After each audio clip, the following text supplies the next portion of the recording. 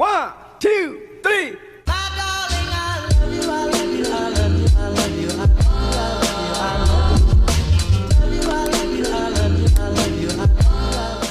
Baik, assalamualaikum warahmatullahi wabarakatuh. Perkenalkan, saya Fadil Alhamdi Fitra, NIM 19026033. Perkenalkan, nama saya Hafiz, NIM 19026046. Perkenalkan, nama saya Miranda Oktaviani, NIM 19026067. Perkenalkan, nama saya Mutiara Hayu, NIM 19026070. Perkenalkan, saya Nurjana Meliasari, NIM 19026079. Baik, materi yang pertama yaitu faktor-faktor penyebab kerusakan bahan pustaka. Yang pertama, faktor internal.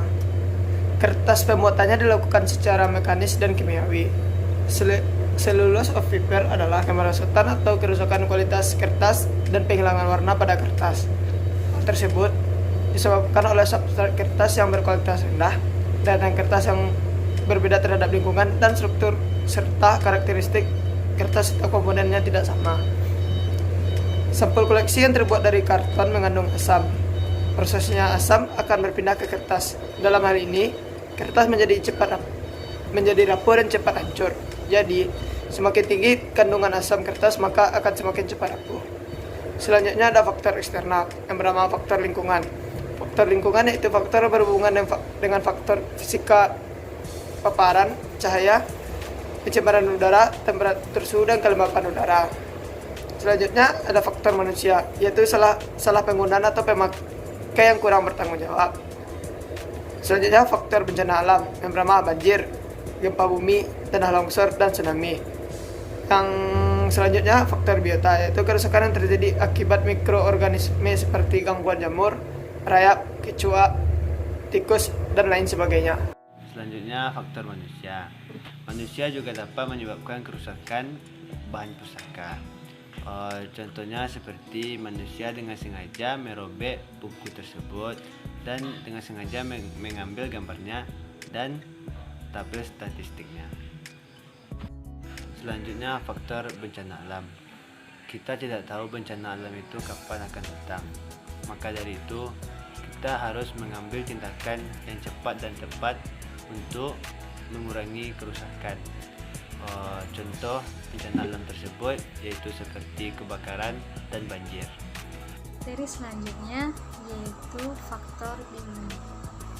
Bahan pustaka terdiri dari atas selulosa, lekat, dan protein yang merupakan sumber makanan bagi makhluk hidup seperti jamur, serangga, binatang pengerta, dan lain-lain. Buku yang sudah terkena jamur akan berubah warna menjadi kuning dan juga bisa membuat kertas menjadi lengket dan susah untuk membuka per halamannya. Serangga juga dapat menyebabkan kerusakan.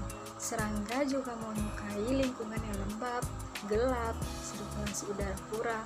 Contohnya pada serangga yaitu kecoa.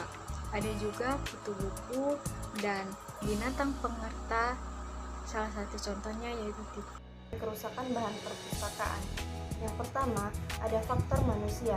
Cara penanggulangannya adalah dengan memberikan pengertian kepada pemustaka atau pengunjung perpustakaan tentang arti dan pentingnya sebuah buku dan memperlakukan buku dengan baik. Yang kedua yaitu melarang pengunjung atau pemustaka makan dan minum ke dalam ruangan perpustakaan karena sisa makanan atau kandungan minyak dapat mengotori ruangan perpustakaan bahkan buku-buku yang terdapat di dalam perpustakaan sehingga menyebabkan buku rusak dan juga mengundang serangga ataupun tikus. Yang ketiga, menata ruang baca ataupun koleksi yang ada di perpustakaan dengan sedemikian rupa sehingga dapat memudahkan para pengunjung atau pemustaka untuk mengakses bahan koleksi tersebut.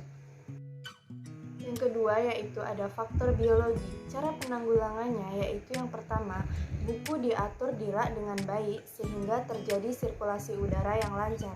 Yang kedua, pengaturan ventilasi dapat dilakukan dengan berbagai cara untuk menjaga agar tidak terjadi kelembapan terhadap bahan perpustakaan. Yang ketiga, rak harus dibuat dari bahan yang tidak disukai oleh serangga, contohnya kayu jati atau logam. Keempat, pada rak diberikan bahan yang berbau dan tidak disukai oleh serangga, seperti kamper dan lain sebagainya. Saya akan membahas materi tentang cara penanggulangan bahan pustaka dari faktor penempatan koleksi dan faktor bencana alam. Yang pertama yaitu faktor penempatan koleksi. Cara penanggulangannya, yang pertama, buku diatur di rak dengan baik sehingga bisa terjadi sirkulasi udara yang lancar. Yang kedua, pengaturan ventilasi dapat dilakukan dengan berbagai cara untuk menjaga agar tidak terjadi kelembaban terhadap bahan pustaka. Yang ketiga, menetralkan asam yang terkandung dalam kertas dengan dearifikasi atau memberikan bahan penahan seperti buffer. Selanjutnya yaitu faktor bencana alam. Cara penanggulangannya yaitu yang pertama, menghindari dari bahaya api, listrik, dan banjir. Yang kedua, tidak merokok di dalam ruangan. Yang ketiga, pemeriksaan kabel listrik secara berkala. Yang keempat, memasang alarm. Yang kelima, mengontrol air setiap turun hujan, apakah air merembes ke dalam perpustakaan atau tidak.